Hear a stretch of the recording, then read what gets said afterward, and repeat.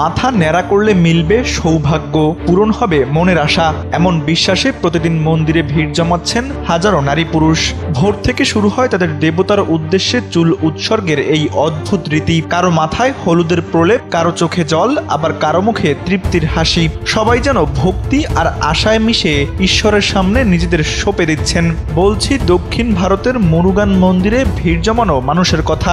চুল যা মানুষের সৌন্দর্য ও আত্মবিশ্বাসের প্রতীক, কখনো আবার পরিচয়ের অংশ, অথচ এই মানুষগুলোর কাছে সেটি উৎসর্গের উপকরণ। বিশেষ করে যাদের টাক পড়ার সমস্যা আছে তাদের কাছে চুল যেন হীরার চেয়েও দামি। 10 বছরের যাত্রা তো কেবলই শুরু।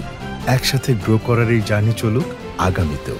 পাঠাও 10 years of growing with you। তবুও দেবতাকে খুশি করার আশায় সেসব চুলও চলে যায় দেবতার চরণে। কিন্তু এখানেই গল্পের মোড় ঘোরে। ভক্তদের সেই চুল দেবতার পায়ে না থেকে পাড়ি জমায় হাজার মাইল দূরের বাজারে। মন্দির কর্তৃপক্ষ প্রতিদিন সংগৃহীত চুল একত্র করে নিলামে তোলে, আর সেখান থেকেই তা পৌঁছে যায় ইউরোপ, আমেরিকা, এমনকি আফ্রিকার বিভিন্ন দেশে। চেন্নাইয়ের বিভিন্ন কারখানায় নারী শ্রমিকরা সংগৃহীত চুল পরিষ্কার করে ধুয়ে, শুকিয়ে এবং দৈর্ঘ্য অনুযায়ী আলাদা করেন। এরপর সেগুলো প্রক্রিয়াজাত হয়ে বিভিন্ন দেশে রপ্তানি হয়।